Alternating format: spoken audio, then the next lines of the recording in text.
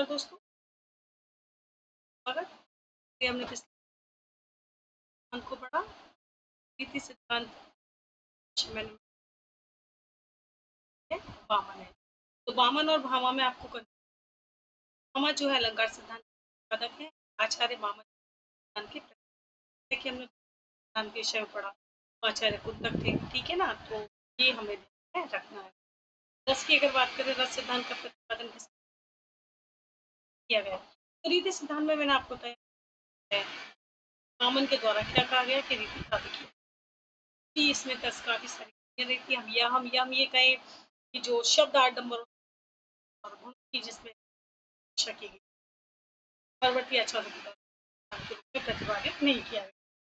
फिर भी वामन का काव्य शास्त्र में महत्वपूर्ण योगदान था, किस प्रकार से उन्होंने और अलंकारों को अलग करके और गुणों का प्रतिपादन अलग किया और अलंकारों का प्रतिपादन, साथ ही उन्होंने रीति का जो प्रति आचार्य थे केवल 2 ही रीति वेदक और गौड़ी, पांचाली रीति का आधान जो है उसके द्वारा वामन। इस प्रकार से इन्होंने जो 3 रीतियों का प्रतिपादन गौड़ी और पांचाली, यही सर्वमान्य मत, यानी ऐसे ही का सभी सर्वमान्य मत करते रहे कि हाँ काफी शास्त्र की रीतियां 3 प्रकार की हैं, पांचाली ये कह सकते हैं कि आचार्य काफी शास्त्र एक महत्वपूर्ण रहा है। अब दोस्तों हम पढ़ रहे थे रीतियों पर, जैसा कि सत्र में आपको जो रीति हमारी वैधर्वी रीति के विषय में पढ़ा, क्या है कि वैधर्वी है, आपको ध्यान में रखना है कि सभी रीतियों यानी तीनों रीतियों में श्रेष्ठ मानी गई है सुकुमार भाव, और दंडी ने भी सिद्ध करना। अब चूंकि बामन के द्वारा भी इसे समझ युक्त किया था, तो आज यहाँ पर हम जो है दूसरे विषय में चर्चा करेंगे, वो है दोस्तों गौड़ी रीति। कौन सी है? गौड़ी रीति। गौड़ी रीति जैसा कि मैंने पहले बताया कि गौड़ी रीति प्रादेशिकता के आधार पर इसे गौड़ी माना गया, जबकि गौड़ थी ये गौड़ी मानी गई, यानी गौड़ प्रदेश में जो विद्वान थे उनके द्वारा इसका प्रयोग ज्यादा किया जाता था, तो ये इस आधार पर गौड़ी हो गई। और आचार्य वामन का ये एक महत्वपूर्ण योगदान ये भी कह सकते हैं, इन्होंने प्रादेशिकता के आधार को समाप्त करके प्रयोग के आधार को काव्य में महत्व दिया, यानी प्रादेशिकता के आधार पर किसी रीति का वर्णन किया जा सकता, अभी तो प्रयोग के आधार पर रीति का वर्णन किया सकता, यानी जब हम श्रृंगार या सुकुमार भावों की व्यक्ति कर रहे हैं तो वहाँ हम वैदर्भ उपयोग करते हैं, ठीक है। और जब हम ओज गुण का प्रतिपादन कर रहे हैं, रौद्र रस का व्यक्ति करते हैं, बड़ी रीति जब प्रसाद गुण की व्यापकता होती है, काव्य में चित्त की जो व्यापकता होती है, तो वहाँ पर पंचकाली रीति का वर्णन होता है, यानी प्रयोग के आधार पर वर्णन का समर्थन सबसे पहले आचार्य वामन के प्रतिपादित किया गया, तो ये अपने आप में एक महत्वपूर्ण वामन का, ठीक है। तो गौड़ी रीति को पढ़ते हैं। गौड़ी रीति, गौड़ी औशपूर्ण शैली है, ठीक है। गौड़ी क्या है? औशपूर्ण शैली है। गौड़ी औशपूर्ण शैली है, यानी का भाव अभिव्यक्त होता है, और औशपूर्ण वर्णन होता है तेज जहाँ होता है, औशपूर्ण शैली है। तो देखिए दंडी के मतानुसार इसमें 10 गुणों का समावेश नहीं होता है। दंडी के मतानुसार मतानुसार में 10 गुणों का समावेश नहीं होता है, तो ध्यान रखना है दंडी के अनुसार समावेश है, तो दंडी के अनुसार 10 किस रीति के अंतर्गत होता है, तो वो ध्यान रखना है वैधर्वी रीति, ठीक है, ये भूलना नहीं है। वामन ने इसे ओज कांति में शैली माना, वामन ने इसे वामन ने इसे ओज कांति में ओज कांति में ओज कांति में शैली माना है, शैली जिसमें उग्र पदों और समासों की बहुलता, पदों पदों में समासों की बहुलता होती, ठीक है। से क्या माना है? से गौड़ी रीति माना है। इसमें मधुरता और सुकुमारता का अभाव होता है, इसमें मधुरता और सुकुमारता का अभाव होता है। यानी बामन ने क्या कहा कि ये ओज में है, ओज कांति में शैली है।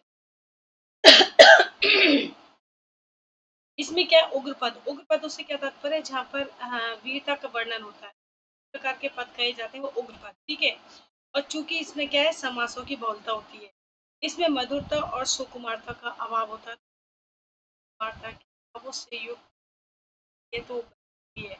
और जहाँ मधुरता सुकुमारता का अभाव पाया जाता है, समास की बहुलता पाई जाती है, वो रीति होती है, गौड़ी रीति होती है। इस प्रकार से हमें कंसेप्ट को क्लियर रखना है कि गौड़ी रीति क्या है और भी क्या है, ठीक है। रुद्रक ने इसे दीर्घ समास वाली क्या कहा है, रुद्रक ने इसे दीर्घ समास वाली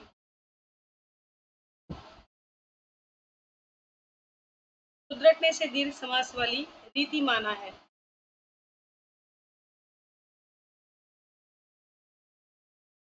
जो रौद्र भयानक वीर,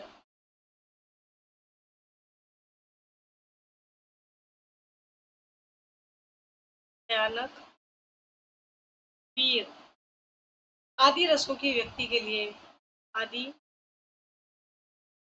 रसों की अभिव्यक्ति के लिए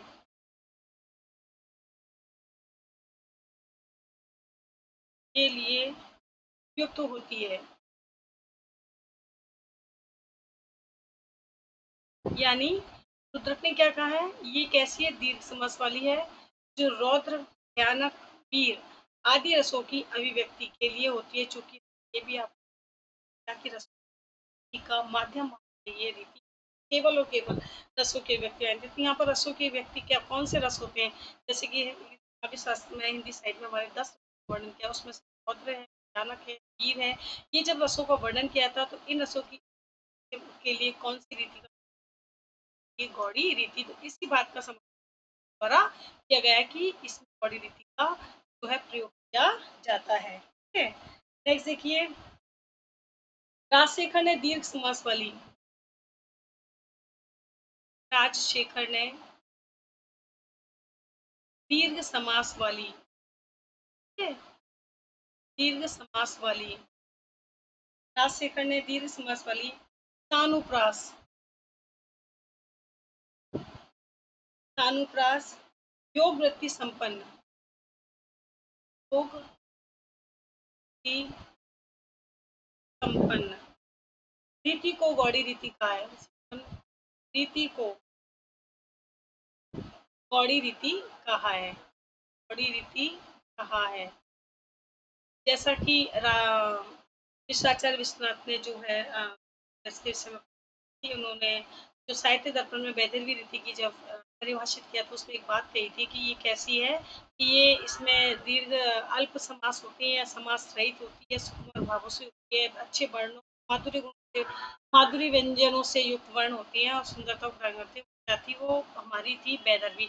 इसी प्रकार से राजशेखर यहाँ पर क्या कह रहे हैं कि जो दीर्घ समास से युक्त है, जो अनुप्रास है, सानुप्रास अनुप्रास के साथ इसका, ठीक है, स्थानानुप्रास जैसे योग व्यक्ति संपन्न, तो योग व्यक्ति का प्रयोग इन योग साधना के द्वारा क्या होता है, जो चित्त की उदारता पवित्रता की भावना को विकसित करती है, तो ऐसी योग गौड़ी रीति का है, ठीक है। जबकि राजशेखर ने योग व्यक्ति संपन्न तो वैदर्भी के संदर्भ में भी कहा था, लेकिन वहाँ इन्होंने दीर्घ समास वाली कहा था, वहाँ पर इन्होंने समास वाली कहा है, तो यहाँ जो गौड़ी रीति को दीर्घ समास माना है, ठीक है। नेक्स्ट देखिए, कुंतक के विचित्र मार्ग के भीतर इसका समावेश हो सकता है, कुंतक के विचित्र मार्ग के भीतर, विचित्र मार्ग के भीतर इसका समावेश हो,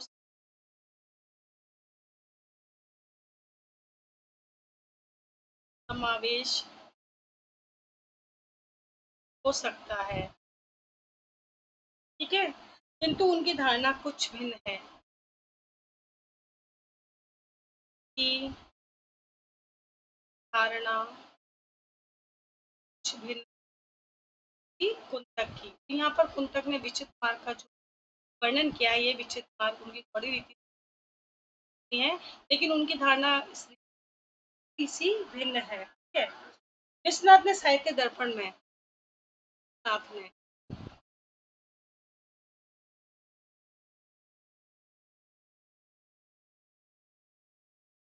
विश्वनाथ ने साहित्य दर्पण में साहित्य दर्पण में इसे परिभाषित करते हुए लिखा है, इसे परिभाषित करते हुए लिखा है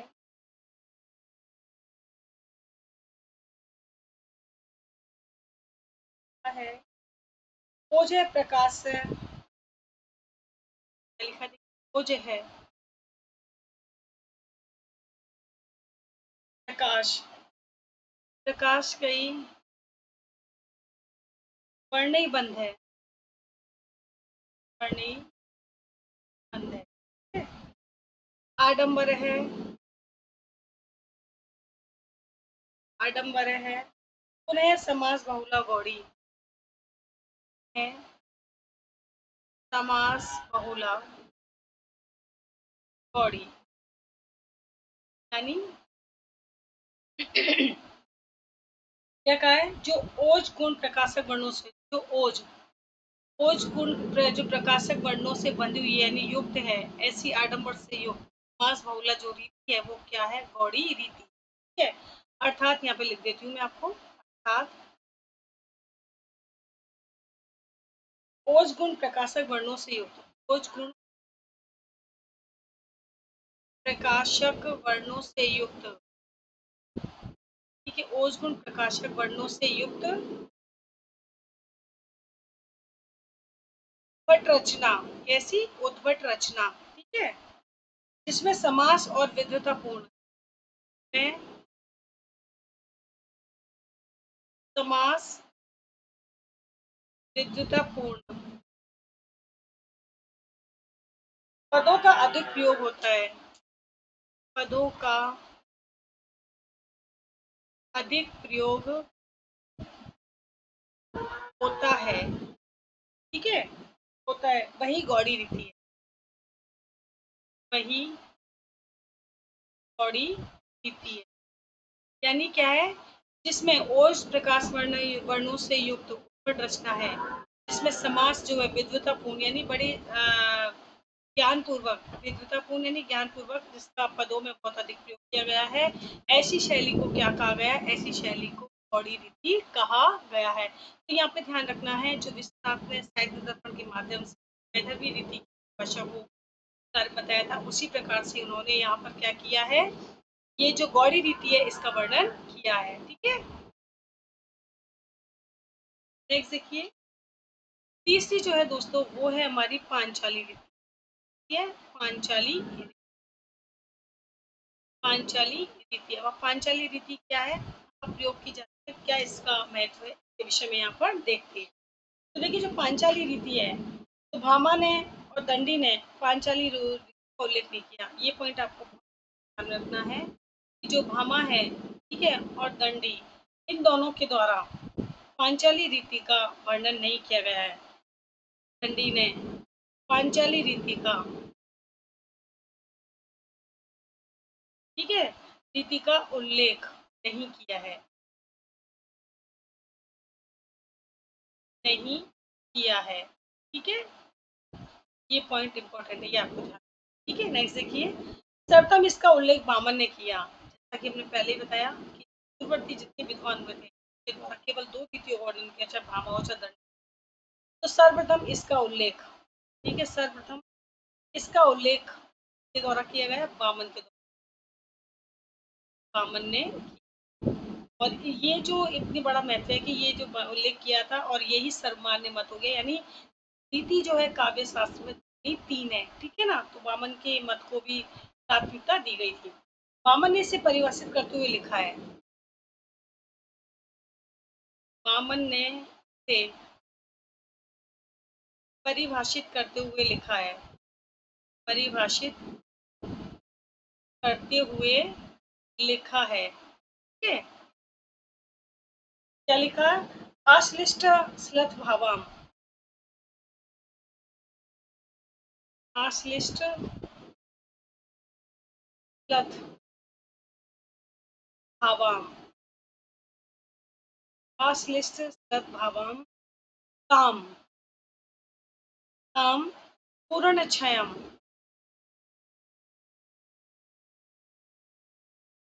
छाया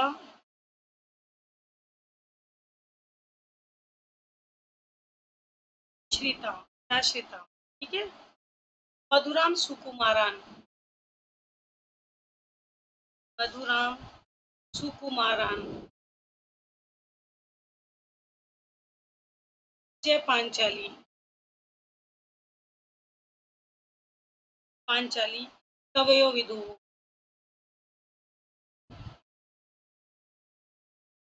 ठीक है।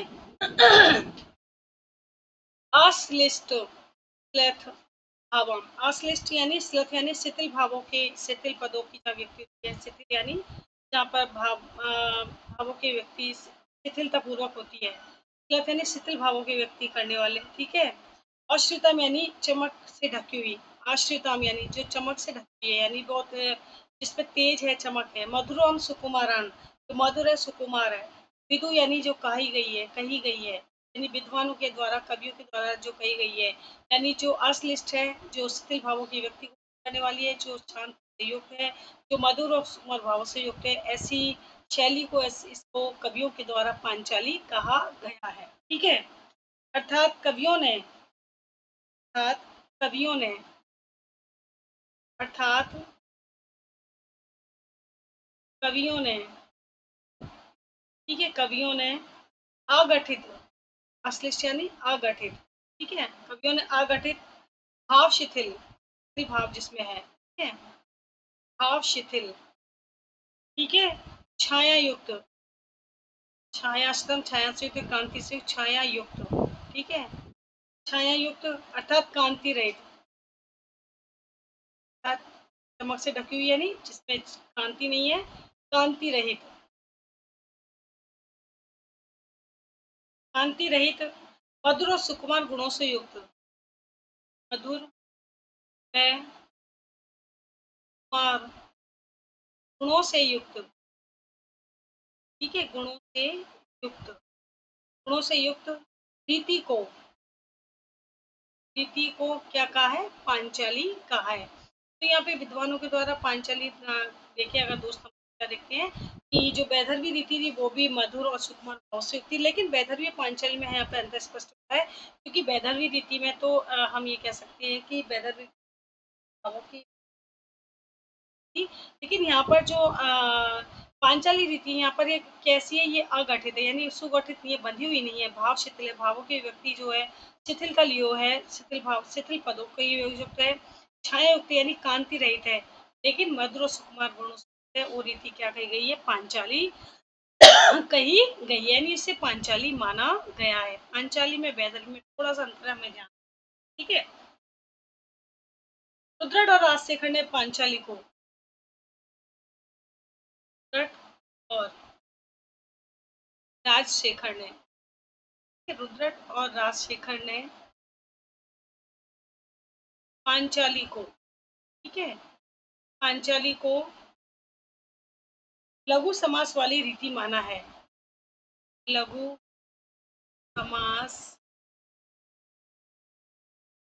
ही माना है। तो यहाँ पे लघु समास रीति के माध्यम से ध्यान रखना है कि दीर्घ समास वाली या बहु समास वाली गौड़ी ध्यान रखना है, ठीक है। चूंकि वैदर्भी रीति में तो क्या होता है कि है ना, समास होगा, अल्प समास होते हैं, समास रहित होते हैं, तो वहाँ तो समासों का प्रयोग है ही नहीं। और चूंकि पांचाली कैसी है, लघु समास, तो बहुल समास का है या दीर्घ समासों का प्रयोग हो रहा है, गौड़ी रीति में होता है, तो ये बात आपको ध्यान में रखनी है, ठीक है ना। नेक्स्ट देखिए, यह स्वल्प अनुप्रास, यह स्वल्पानुप्रास, स्वल्पानुप्रास और उपचार वृत्ति से युक्त मानी गई है, उपचार वृत्ति से मानी गई है, ठीक है, मानी, यानी समाज से रहित, क्या है आपको दिया, मैं भी आपको समाज से रहित मानी, रीति है, ठीक है। और बड़े बड़े समासों वाली जो है वो गौड़ी रीति है, और मध्य समास वाली पांचाली है। तो मैंने आपको स्पष्ट कर दिया, मध्य समास लघु समास वाली पांचाली है, तो तीनों में अंतर आपको ध्यान में रखना, ठीक है। कुंतक के मध्य मार्ग में, कुंतक के मध्य मार्ग में, कुंतक के मध्य मार्ग में, मध्य मार्ग में इसकी विशेषताएं देखी जा सकती है, विशेषताएं देखी जा सकती है, ठीक है। कुंतक ने जो मध्य मार्ग दिया है, मध्य मार्ग, तो ये मध्य मार्ग किस, तो दोस्तों ये हमारी गौड़ी रीति, तो इसमें इसकी विशेषताओं को देखा जा सकता है, ठीक है। विश्वनाथ ने साहित्य दर्पण में लिखा है, विश्वनाथ ने, विश्वनाथ ने साहित्य दर्पण में लिखा है, साहित्य दर्पण में लिखा है, क्या लिखा है देखिए, वैदर्भी के विषय में देखा, जैसा हमने गौड़ी रीति के विषय में देखा वही इन्होंने प्रसाद, प्रसाद नहीं जो पांचाली रीति है उसके विषय में बताया। क्या लिखा है देखिए, समस्त पद पंच षट पदों, समस्त पद पंच षट पदों, ठीक है, पंच षट पदों, बंद है, बंद है पांचाली का मता, पांचाली का मता, यानी क्या है, पांच छह समास से युक्त पदों के बनने वाली, यानी समस्त जो पांच छह पदों में बंधी हुई है वो क्या मानी, माता यानी मानी गई है, माता यानी मानी गई है, क्या पांचाली मानी गई है, यानी जो समस्त पदों में बंधी हुई है, यानी जो पांच छह पदों में बंधी हुई है, समास से युक्त पदों में बंधी हुई है, उसे क्या कहा गया है, उसे पांचाली कहा गया है। अर्थात, अर्थात पांच छह समास युक्त, क्या है, पांच छह समास युक्त, ये अल्प समास है लेकिन समासों से युक्त, ठीक है। पदों के बंध, बंध वाली, पदों के बंध वाली यानी जो बंधी हुई है, ठीक है, बंध वाली रचना जो है वो कौन सी है, वो पांचाली है, क्या है, पांचाली, यानी जो समास से युक्त है, पांच छह समास से बंधी हुई है, ऐसी रचना को विद्वानों के द्वारा पांचाली का माना गया है, पांचाली माना गया है। तो ये हो जाती है दोस्तों पांचाली बातें, ठीक है। तो हमने देखा तीन रीतियों का जो वर्णन था, पहला वैदर्भी, चूंकि वैदर्भी में सुकुमार था, प्रेम है, श्रृंगार के है, और दंडी ने इसको 10 गुणों से माना है, बामन ने भी इसे माना, इसीलिए रीति जो है ये तीनों रीतियों में श्रेष्ठ मानी गई है, चूंकि समासों के प्रयोग है ही नहीं, ठीक है भी तो अल्प है, ठीक है। दूसरी रीति हमने गौड़ी पढ़ी, गौड़ी में ओज वीर और रौद्र जो होता है, इसलिए ये जो है क्या है, दीर्घ समास वालों समाज से युक्त है, इसको क्या माना गया है, गौड़ प्रदेश पाई जाती है, लेकिन इसमें क्या है, भाव है, ओज है, रौद्र है, इसके कारण ये क्या है, ये गौड़ी रीति है, इसमें इस तरह का वर्णन है। पांचाली जो रीति है दोस्तों वो क्या, लघु समास वाली, ठीक है। तो तीनों में वर्णन स्पष्ट हो गया, वैदर्भी में समास में नहीं है, लघु समास है, इसमें जो गौड़ी है इसमें दीर्घ समासों का प्रयोग है, इसमें लघु, ठीक है। तो पांचाली रीति है, प्रकृति से युक्त मानी गई है, कुंतक में है, मध्य मार्ग में इसकी स्थिति देख सकते हो। विश्वनाथ ने साहित्य क्या बताया कि पांच छह समास युक्त पदों के बंद वाली रचना क्या मानी गई है, ठीक है। ये तो हो जाती है दोस्तों हमारी तीनों रीतियां, लेकिन एक प्रश्न आता है कि आचार्य विश्वनाथ के द्वारा इसमें एक चौथी रीति बताई गई थी, लाटी रीति, के विषय में भी हम देख लेते हैं अन्य रीति, क्योंकि सर्वमान्य मत तो यही कहता है कि केवल तीन रीति है, लेकिन एक अन्य विषय में देख, लाटी नामक रीति के अन्य भेद की चर्चा भी विद्वान की गई, आपको लाटी है, लाटी नामक, लाठी नामक रीति के एक अन्य भेद की, रीति के एक अन्य भेद की, भेद की चर्चा भी, क्या है, चर्चा भी, ठीक है, विद्वानों के द्वारा की गई, विद्वानों के द्वारा की गई है। ठीक है, यानी कौन सी लाठी रीति, हमने आपको बताया था लाठी रीति है। ठीक है, रुद्रट ने इसका उल्लेख किया है। रुद्रट ने का उल्लेख किया है। ठीक है? उल्लेख किया है का लाठी रीति। ठीक है, उनके मतानुसार लाठी मध्य समास वाली के अनुसार लाठी जो है कैसी है, मध्यम समास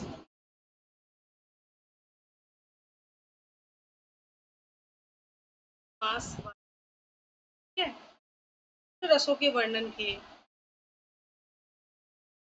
रसों के कैसी है, वर्णन के लिए उपयुक्त शैली है। उपयुक्त शैली है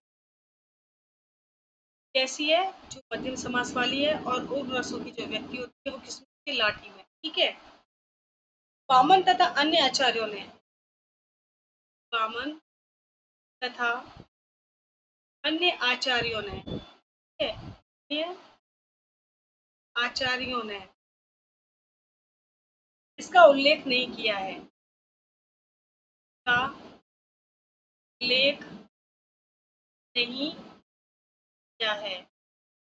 जैसे कि हमने देखा कि भामा ने और दंडी ने जो है पांचाली रीति का उल्लेख नहीं किया, इसी प्रकार से वामन ने और अन्य आचार्यों के द्वारा भी लाठी रीति का जो उल्लेख नहीं किया गया। तो वामन ने तो केवल 3 ही बताई हैं। ठीक है, विश्वनाथ ने साहित्य दर्पण में, विश्वनाथ ने साहित्य दर्पण, साहित्य दर्पण, ठीक है, वैदर्भी पांचाली के मध्य की रचना माना है। वैदर्भी और पांचाली के मध्य की रचना को माना है।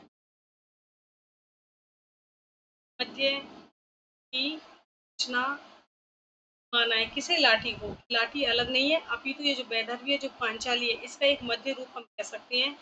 इसे अलग रूप नहीं है। ठीक है, जैसे उन्होंने लिखा है लाठी तू रीति, क्या लिखा है, लाठी रीति। ठीक है, वैदर्भी, वैदर्भी पांचाल्य और अंतरे, पांचाल्य करे, स्थित, यानी लाठी जो है रीति, लाठी जो वैदर्भी और पांचाली के मध्य में स्थित के द्वारा कहा गया है। आचार्य विश्वनाथ के द्वारा साहित्य प्रकाश माना गया, साहित्य दर्पण में। ठीक है, सर्वमान्य मत के अनुसार, सर्वमान्य मत के अनुसार, ठीक है, रीतियां 3 ही मानी गई हैं। क्या कितनी है, 3 ही मानी गई हैं। ठीक है, ये आपको ध्यान में, ठीक है, कौन कौन सी है, वैदर्भी, गौड़ी और पांचाली, ये 3 रीतियां केवल सर्वमान्य मत और साहित्य में इसी का वर्णन करती हैं। ठीक है, वैदर्भी पांचाली के मध्य जो स्थित है वही लाठी है। किसने माना था, ये विश्वनाथ ने साहित्य दर्पण, साहित्य जो है दर्पण के वर्णन। अगर हम सर्वमान्य मत की बात करें तो वैदर्भी है, गौड़ी और चीनी रीति है। तो दोस्तों ये रीति जो सिद्धांत है ये आज हमारा पूर्ण है। आई होप मैंने रीति सिद्धांत के संदर्भ में जितनी भी आपको तथ्यों का वर्णन किया है वो सब आपके समझ में आ गया होगा, और इससे बाहर जो है परीक्षा की दृष्टि कुछ भी नहीं होगा। आपको सिर्फ याद रखना है कि रीतियां क्या है, रीति तात्पर्य क्या है, किस किस ने रीति के परिभाषित किया है, और बामन ने रीति सिद्धांत में अपना किस प्रकार से योगदान दिया है, वो सब बातों को रखना है। और बामन, जैसे बामन 3 रीतियों को मानते हैं और यही सर्वमान्य मत होता है, लेकिन जैसा कि हम अगर बात करें भामा की और दंडी की, तो वहाँ पर ये दोनों जो विद्वान है, इनसे पूर्ववर्ती विद्वान हम कह सकते हैं, क्योंकि इन दोनों ने क्या किया है कि स्वीकार नहीं किया, उनके द्वारा केवल 2 ही रीतियां प्रतिपादित की गई हैं। तो यहाँ पर वामन का मत सर्वमान्य मत है, तो इसका योगदान काव्यशास्त्र नकार नहीं सकते, और इन 3 रीतियों का ही इसका किया जाता है। चूंकि यहाँ पर इन्होंने एक स्पष्ट कर दिया था कि प्रदेशांतर के आधार पर स्थान विशेष के आधार पर रीति का वर्णन नहीं किया था, अपितु उपयोग के आधार पर होना चाहिए। तो ये होता है हमारा रीति सिद्धांत। अगले सत्र में मैं आपके लिए अगला जो सिद्धांत है वो लेकर आएंगे, तब तक के लिए मुझे ठीक है।